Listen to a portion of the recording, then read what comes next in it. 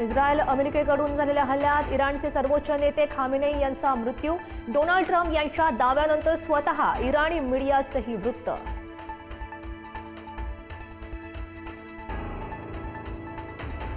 Khamenei यांच्या मृत्यूनंतर अनेक इराणी नागरिकांचा मृत्यू, तर तेहरानमध्ये हिजाबची बंधने झुगारून महिलांचा जल्लोष. फ्रान्सची राजधानी पॅरिसमध्ये आयफेल टॉवर समोर आनंदोत्सव.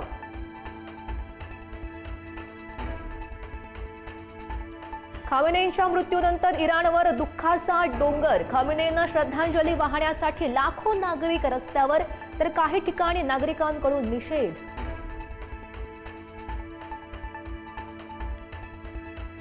अली खामेनेईंच्या मृत्यूनंतर आता काश्मीरमध्ये शोक व्यक्त. खामेनेईंच्या मृत्यूनंतर श्रीनगरमध्ये निदर्शनं. श्रीनगरमधील नागरिक निषेधार्थ उतरले रस्त्यांवर. खामेनेईंच्या निधनाचे पडसाद पाकिस्तानमध्येही. कराचीत अमेरिकन दूतावासावर हल्ला. खामेनेईंच्या निधनानंतर संताप व्यक्त. अमेरिकन दूतावास जाळलं.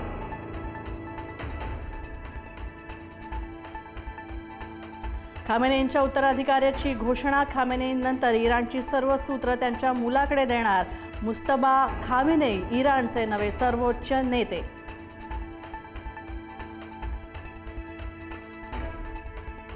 अमेरिकेच्या काही ठिकाणांवर इराकचा हल्ला. अमेरिकेच्या इराकमधील लष्करी तळांवर हल्ला. इराकच्या इरबिलमधील लष्करी तळ उडवलं.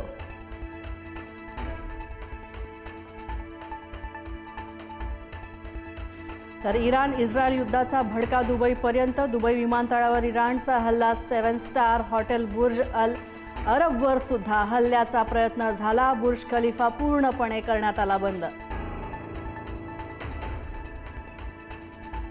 डोनाल्ड ट्रम्प यांचा इराणला थेट इशारा. इराणनं हल्ला केल्यास त्यांना चोख प्रत्युत्तर देऊ. कधी विचारही केला नसेल अशी ताकद इराणवर वापरू. ट्रम्प यांचा इशारा.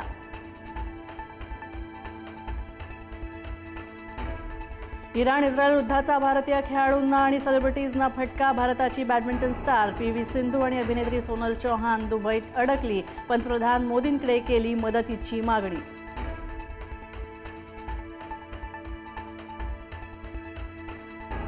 पिंपरी चिंचवडमधील 84 विद्यार्थी दुबईमध्ये अडकले. इंदिरा विद्यालयातील 80 विद्यार्थी 4 शिक्षकांसह दुबईमध्ये अडकले.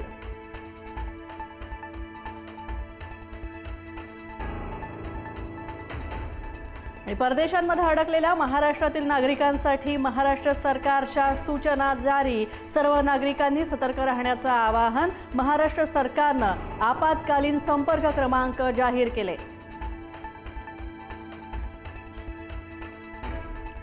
मुंबई विमानतळावरील 57 विमानं रद्द. इराण इस्रायल युद्धाचा विमान सेवेवर देखील परिणाम. भारत सरकारच्या नागरिकांना सूचना.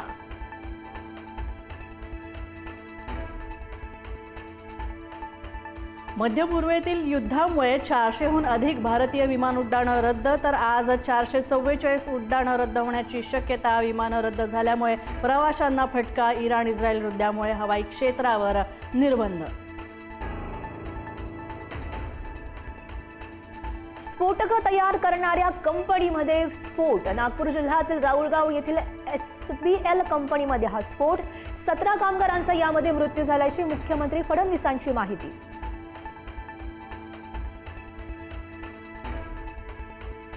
तर कोकणामध्ये जलवाहतुकीचा नवीन अध्याय. मुंबई ते विजयदुर्ग सागरी रोरो सेवा झाली सुरू. मंत्री नितेश राणे यांच्या हस्ते झाला शुभारंभ.